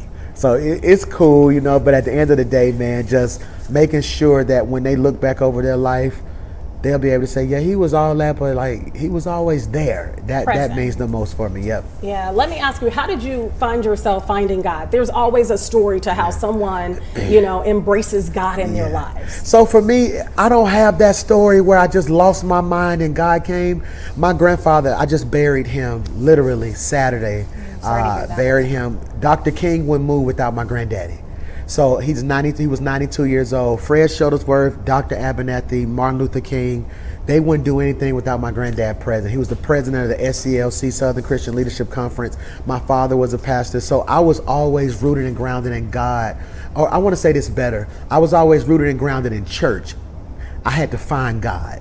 And God and church aren't mutually exclusive. They aren't. You can't have one without the other, but you can have one sometimes in a season where you don't have the other. So for me, man, it was just always being present in church. And I went to college. I would always come home, and I looked up one day. I pledged Kappa Phi Psi. I'm on the microphone in the club telling everybody to put their hands up. And to this day, I swear I heard a voice say, "Right crowd, wrong place." And on the microphone, I said, "What?" And my frat bro was like, "Hurry up, fix it." And I finished doing my chant. I heard it the second time. I left the club that night, went to my apartment, sat on the edge of my bed. The next morning, I withdrew from college. That Friday, I went home, told my dad, "I think God is calling me home to help you with the church." He said, "I'm going to kill you. But let's have church Sunday. And Monday, I'm taking you back to school." That Saturday, his church went through a split. That Sunday, he had nobody left to sing. I said, "Dad, I think this is why God called me home." He said, "Just do it today. We'll figure it out." I went out there and sung. A church mother started crying and said, "I believe that's why God brought him home." And the rest is history. You know, so that's my calling into what God's called me to do. I love it. I'm just so interested with your 5 kids, them kind of probably looking and leading in your first footsteps. Do they have the same relationship with God, with the church that you do, or is it ever evolving? And are you letting them go through that journey themselves? Yeah, it's ever evolving. It's crazy. I don't want my kids, I want them to have their own relationship with God. I don't force them. When I grew up, we had to be in church every day, all day. When I tell you I was so tired of church, I remember I told my mom one time, I said, "When I get grown, I'm going to let you and God have your own thing. I'm good." And I'm glad I went about that. I didn't force it. Like our church is what it is, and we have 3 and 4 services, and it's always crazy. But this past Sunday, I didn't go to church. This past Sunday, I'm on break. So I'm like spending time with the kids. They're getting back in school. Football season starting. I want them to see me. And I'm in there laying down in the bed, and all of a sudden, Mike knocked on the door. All right, I'll be back. I got to work cameras. And so they're finding their own path to God, and that's what means the most to me. Because if they're doing it for me, it's not going to last. They have to have their own personal relationship with God.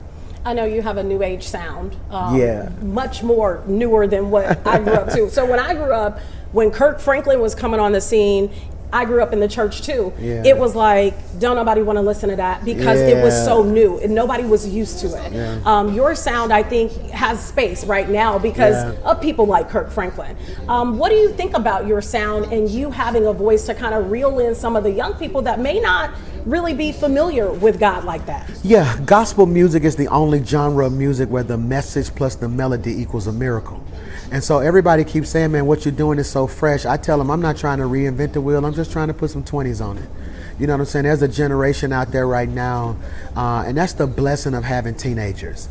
They keep me like my ear to the street. Like, "Oh, Dad, this what this is. Who is that right there? Oh, right there, that's Playboy Cardi." Like, "Oh, okay, let me listen to it." Boom. "All right, Dad, listen like this so-and-so, so-and-so." So for me, what I'm trying to do is take the sonics of what they love, but put a message on it that'll heal them. And so what we're seeing right now, we dropped the album July 11th called Confetti and Conspiracies. Confetti represents win, conspiracy represents losses. A lot of people don't know that there's this tension between when God is blessing and you're losing. Like, people see you two on TV and think they're beautiful, they're smart, they're intelligent. Life has to be great. They don't have a clue that when that light go out and this microphone comes off, what you're wrestling with personally. And so we dropped that album on July 11th, and we got the phone call this morning, "Hey, you already have 40 million streams." Go ahead now. Wow. And we're sitting here like, okay, and then we go on TikTok, God's showing out is at 30,000 uses. And so what we're trying to do now is meet people where they are. I'm trying to take this thing called gospel with relevant, relatable lyrics. Like one song I got called Pray. I said, I put this on my mama. Where the devil put a period, God put a comma. And all the kids like, he put it on his mama. You know, but I heard them arguing downstairs like, oh, my mama. You know, so for me, just trying to reach them where they are. And when I go to TikTok and I see them using it in their football highlights and in their pages, it lets me know that God's not dead. Gospel music's not dead. There's a generation that really wants it. We just got to make sure we're doing what Grandmama said in that old hymn, to serve this present age, my calling to fulfill. I got a real quick follow-up to that, because it makes me think about some of these collaborations with some of the artists that people would say are not, you know, gospel artists, like a Glorilla, for example. What do you make of those kind of collaborations? Yeah, so I was sitting at the BET Awards, right? And I was in the category with Glorilla and Kurt. And of course, I wanted to win. I wanted to win so bad. I had already had my speech planned. I already had 2 TikToks where I was gonna be like, I was gonna say, everybody wanted to know what I would do if I had already had the TikTok plan. And so when they called their name, I clapped. And of course, the whole industry went into uproar, right? I saw a post that messed me up. This girl said, hey, I've been binge listening to you. She inboxed me, I've been binge listening to you. So I pulled the phone out, and you can message back on IG. I said, hey, thank you so much. I'm praying for you, yada. She sent a message that said, I'm a huge Glorilla fan, had never heard of you. When she did the gospel song, I started typing in gospel. Your Amen song came up. She said, I got it. I've been working out to it.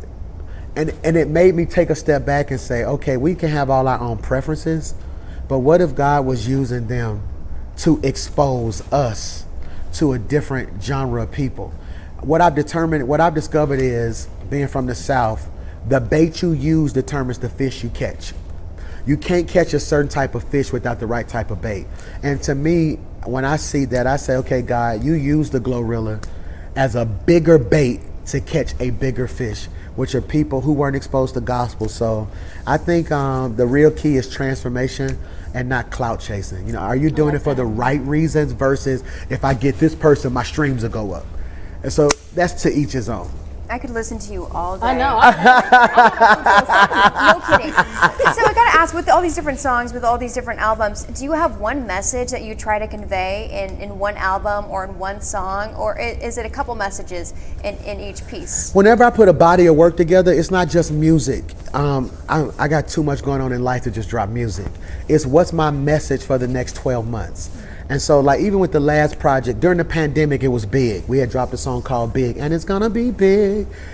I was in bankruptcy at that time. Like, I didn't have no money for Christmas that year. My church leaders came together.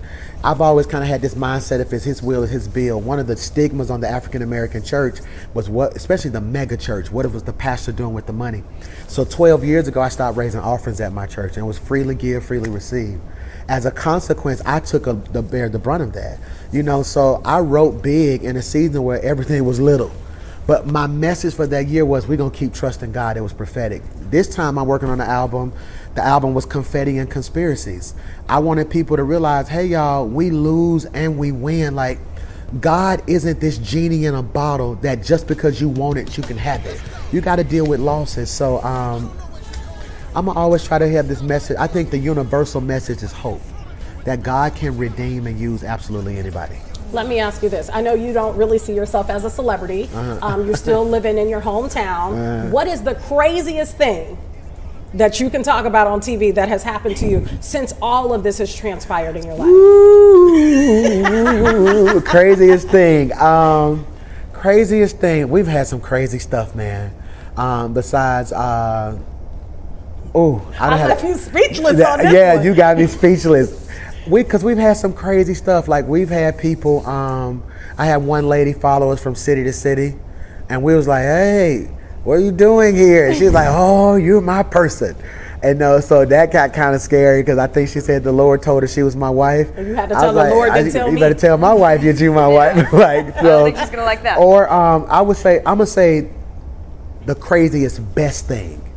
We're in the elevator here in Chicago. This lady was going through these cancer treatments. And so I'm like, hey, how you doing? God bless you. I turned and she said, I know who you are. I said, hey. She was like, And then she started showing me on her phone all her cancer, when she goes to do dialysis. She said, all I do is play your messages and your music. And to me, that's when it was like, like, yo, this is different. You know what I'm saying? It's different. It's different, and that kind of was like this reality. Like, hey, you're not playing. This is ministry, and that was a wake up call I needed. They tried to give us 1 minute, but I said no.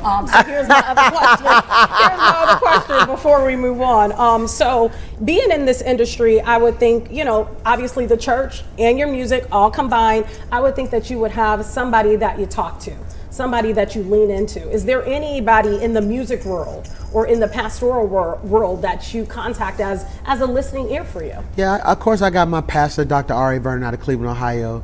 But in this season, it's been my dad. I'm so blessed. I'm finna say this and it's gonna hit y'all later. What the Lord's been dealing with me on is the blessing of burdens and the burdens of blessings. I'm gonna say that again, the blessing of burdens and the burdens of blessing. I thought every time I got blessed, it was a good thing. In this season of my life, every blessing brought a problem, and I learned my problems led me to blessings.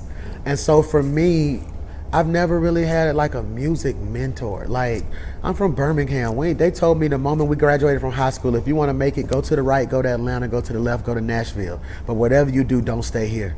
I love my city. You know what I'm saying? So for me, I didn't have a producer who could teach me. We had to learn how to record ourselves. We had to learn I went to Guitar Center with $5,000, bought a makeshift studio, and every award I've won, we recorded in that makeshift studio. Wow. Look at you know God. what I'm saying? We had to learn how to do it. So for me in this season, it's been my dad. Like, he keeps me grounded. My church isn't gonna be blessed. My music won't work if I'm not whole. If the person is sick, what you produce will catch a cold. So for me, my dad is the one. Like, even while I was sitting over there, he texted me, "Where you at, bud?" I said, "In Chicago." He just keeps me grounded, and he can't sing a lick. But even when I talk to him, I'm like, "Dad, I'm thinking about doing so and so, so and so." "Oh, that's gonna be crazy." That's code word for I don't have a clue what you're doing. I'm just motivating you. So it's been my dad in this season. Oh, that's awesome. I wish we could keep talking. Hey. Yeah, I do. Because I feel like I'm going to church. Yeah. I mean, I'm just taking in all you're saying. I do have a question for you. We're talking about collabs. We're talking about Glorilla. Is there an artist that you hope to be singing with on a piece one day? I'm gonna give you two. Okay. All right, I'm gonna give you two. One, but I want to hear from you. What's your one? I was gonna say Beyonce, but I don't know. Ooh, that's that would be crazy. Can't you hear? Hey, yeah. And she started doing her thing. So I'm gonna give you two. Gospel. I would love to do a track with Shirley Caesar. That would be I good. think as contemporary as I am, and then you add her, it would be like, I ain't see that coming. And then if I ever did a hip hop collaboration, I would love to do something with Drake. That's my guy. Ooh, okay. That's my guy. I think could be that really could be good. Really like, ooh, can't you hear that right now? I can't hear it. That's a blessing with your name on it. Yeah. And it just, that thing come in, that would be crazy. So tell him right there in that camera. You can tell him. You can talk to Shirley and Drake. So Shirley Caesar, if you're listening right now, I need you to pick up that phone and let's do a collab. And Drake, I know you've been in a 20v1. The whole industry has been against you, but your pastor, Pastor Mike Jr., wants to bless the country with you. That'd be great. All right, let's see what happens. Yeah, let's see We've had some people come sit there, no kidding, That's and why they I asked. collab. And it happens like 2 weeks later. Let's do it. Let's make it happen. Let's make it happen. Well, thank you for joining us. Thank y'all so much I don't even for want to having say it's a pleasure. That's like too weak. Oh, But yeah, you definitely blessed us. Thank y'all so much for having me. We are so lucky to have Thank you. you. Thank okay, you. now you're going to have to make up a tune for us to go to break with Chicago You got Now. something? What you got? Okay, Chicago Now. Hey, what's up, everybody? I'm in the studio with Chicago Now. And I want to leave you with this message. There was one man on the 10th floor of a building. Floors 1 through 9 were engulfed in flames. He looked out the window and the fire department yelled, "Jump." He eventually passed away in the fire because, like so many of us, he was afraid of the problem, which is the fire, and jumping, which is the solution. If you're going to be what God called you to be, you got to do it now. Welcome to Chicago. Wow. That's what I'm talking about. We need to use that as our open. Yeah. All right, thank you for being with us, and we'll be right back.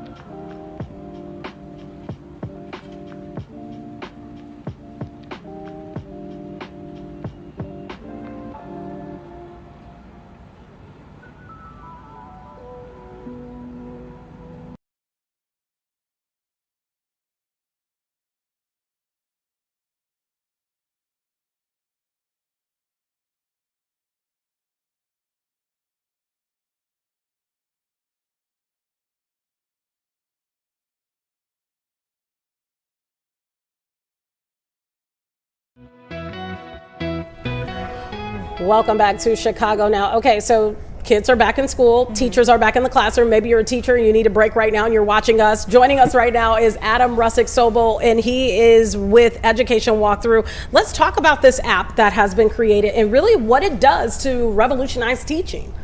For sure, yeah. So I'm the founder and CEO of Education Walkthrough. We got started back in 2019 after a friend of mine who's a principal was telling me about how he was doing these classroom observations for teachers. He used to be a teacher and he loved to be in the classroom and giving teachers feedback. That's where he felt like his work actually mattered. But when he became a principal, he had to do other work. So doing these classroom observations, he got back into the classroom, giving teachers feedback, but the problem was he was doing it all on paper and pencil. It took forever for him to get the feedback actually to the teacher. You'd have to take this piece of paper, go back to his office, scan it into the computer, summarize the information, and then share it with the teacher. So I talked to him and he told me this problem. The other problem he was having was that him and his assistant principal were doing two different ways to collect this data for teacher observations. So when they would go back to talk about that data, they would have no shared language of how they would do it. So put together this app and this website, and it kind of took off like crazy all around the world. So in the app, how does it work? Is it like rating them like 5 stars out of 5 stars? Is it giving a question and response for the person who's filling it out? Yeah, so there's kind of two ways of evaluation in the world of education. One is formal evaluation, which is I'm going to come into your classroom 2 times a year and give you kind of an hour-long evaluation, kind of sit in the back of the room and then fill it out and it'll go into your kind of HR performance review. The other method that got popular back in like the 2000s was this continuous improvement method of informal observations, which is where we fit, which is kind of getting snapshots of education over time to figure out what's actually happening in the classroom, what are the trends, less about what's the teacher doing and more about like how's instruction happening in the classroom. That's where we fit. So is this one of the situations where a teacher downloads this app, or are school districts using this app? Yeah, so it's more in the school district. So it's the director of instruction, it's the assistant superintendent, it's the principal or the instructional coach, someone who's actually leading and trying to help the teachers become better teachers. Are you seeing? Go ahead. I'm sorry. We always have so many great I know, questions. so many questions. This is an interesting topic. Are you seeing people use it or school districts use it in Chicagoland yet? Or what has been some of the feedback too with these school districts who are utilizing it? Yeah, so it's kind of been surprising. So I started this on the side of doing another company. I'm kind of a serial entrepreneur, like to start a lot of different companies. But when I started, I wanted to find a way to distribute the technology without having salespeople and make it too much of a sales-heavy process. So people can go to the website, download it, and do a free trial for 2 weeks and try it. What we saw is that there was adoption around the world. So our first customer was the Department of Education in Tasmania, Australia. Wow. Which I didn't even know Tasmania was like a real place. It was crazy. After that, it can just continue to spread word of mouth. Today we're in about 500 school districts across the U.S. in 10 countries. In Chicagoland area, we're in 3 districts around here, continue to grow. So it's been a kind of a crazy ride to see the app take off. One of the things that I think teachers complain about the most, they have to grade papers, right? Yeah. They have to administer tests, and they're always having to write it down. I mean, a lot of things aren't modern yet. Yes. How does this cut down on time? Are the districts and the people in charge still have to compute and put things in the computer? Yeah, so today, again, principals do this all on paper and pencil usually, or they give it a sticky note and leave it in the classroom. The challenge with paper is that it takes a long time to summarize it and put it somewhere and document it. The other problem is that some people just throw it away, so there's not a digital copy, so you can't aggregate all that data together. So what we've seen is that people have been able to save on average 5 hours a week, and teachers have been able to get that data and make, use it for insights to be able to improve on their next class instead of waiting, a whole day or a cycle from it. So. Wow. 5 hours is a lot of time. Yeah, that is a lot of time. This might be a silly question, but it's a lot of pressure probably for principals, for administrators to have to grade teachers, especially when there's so much, what am I trying to say? There's so much... like what's inside the school building. I can't think of the word. I can't think of, what I'm trying to say. I get what you're saying. Exhaustion for teachers. There we go. That's a roundabout way of saying it. Is this still making it easy and kind of, kind for them to give them this feedback? Yeah, so the whole idea is really snapshots. It's really quick feedback, quick observations. It's kind of like if you're in a hospital and you have doctors that do kind of medical rounds on people. This is what we're trying to do, same with education. So trying to bring in continuous improvement, make it really easy and digestible. And these are only like 5 to 10 minute quick pop-ins, quick check-ins. So it's really not supposed to be too overwhelming. Really just go in, observe, take some notes, and then share those notes, and then gathering insights and next steps from it. Have you seen any cases where it's been an improvement? Yeah, significant. So we had a school in California, in Stockton, California. Oh, I know about Stockton. So there was a high school, a very large high school out there. They were looking to get accredited with a program called AVID. And they, on a report that they had before, they didn't get a very good report score, basically. And they needed to get into the classrooms more. They needed to get their principals and their instructional leaders in the classrooms and out of their office. So they used our app, and they did over 500 walkthroughs during the first year of using the tool. And by the next year, they were able to show AVID this evidence of data that they were able to collect and the insights and the progress from, seeing new teachers, see them improve, seeing veteran teachers improve.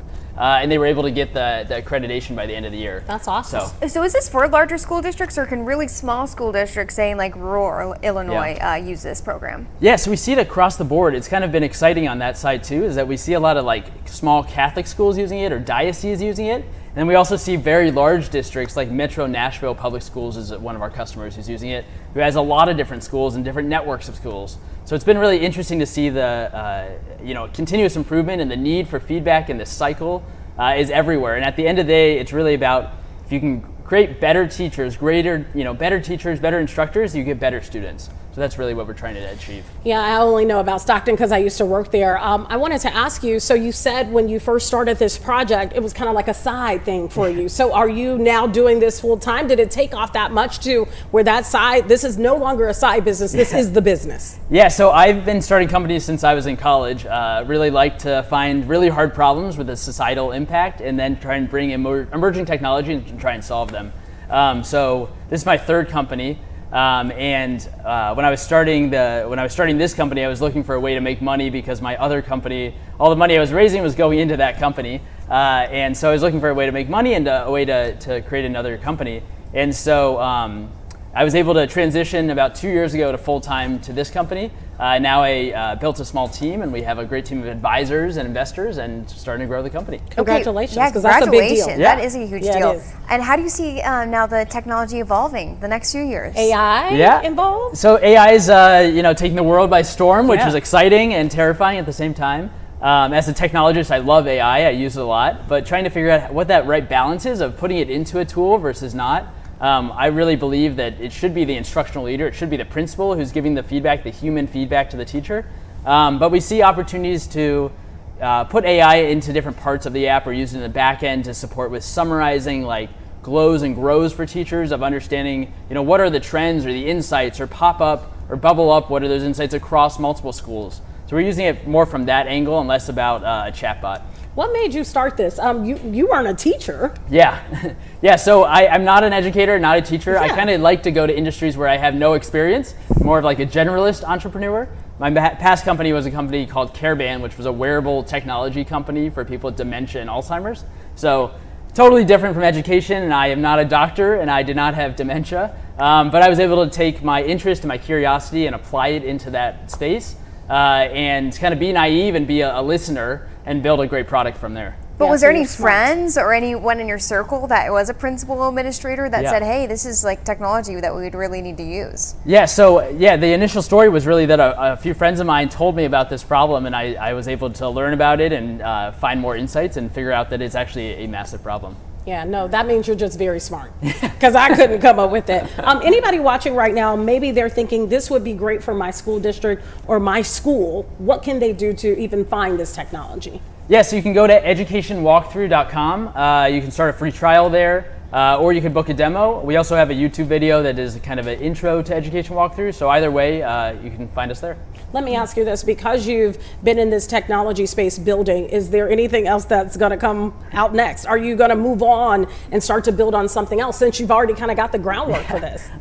I always have ideas, always have things going on. My friends know that I have 1,000 apps going on or 1,000 ideas. I do run a small group in Chicago called Founders Therapy, which is a group of founders, and we meet every 2 weeks, and we're always thinking about new ideas and supporting each other. So there's probably another idea that's going to come up, but we'll see what happens. Look, I have a feeling, Adam, that you're going to come back in like 2 years. You're going to have a totally different, like, successful app, and we're going to be sitting here, we're like, gonna all be just using as yeah, we're going to be make one for us. Yeah, for I'll news work on it reporters. next time. Can Yes. you Yeah, please? yeah. Thank you so much. Thank you we for being appreciate with you us. coming. Yeah, Yeah, thank you for so sharing much. this information, doing Yeah. what you do.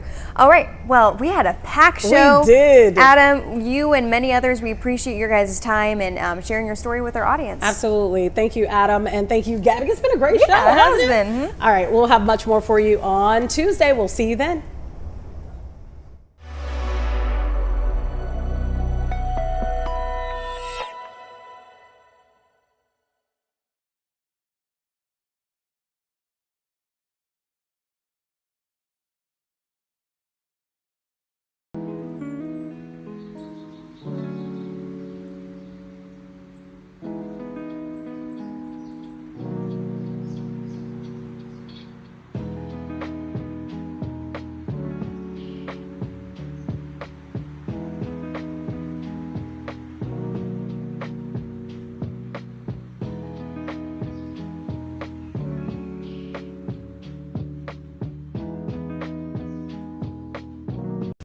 Live from Chicago, this is Fox 32 News at Noon. Now at noon, some new comments from President Trump just days after a report that the National Guard could be deployed here to Chicago, while he now may be backing down. Kilmar Abrego Garcia is now in ICE custody after he was just released. We'll tell you how long until he could be deported to Uganda. And taking a live look outside, we got some fall-like feel-like temperatures out there. A beautiful sunny day to start this Monday, and it is expected to continue. Good afternoon, and thanks for joining us. I'm Brian Jackson. As we take another live look outside, Caitlin, you notice my favorite time of year feels amazing outside. We got temps in the 70s. Yeah, that's right. Temperatures feeling good. Upper 60s, low 70s as highs today. It absolutely feels like fall. We are about 10 degrees below normal for this time.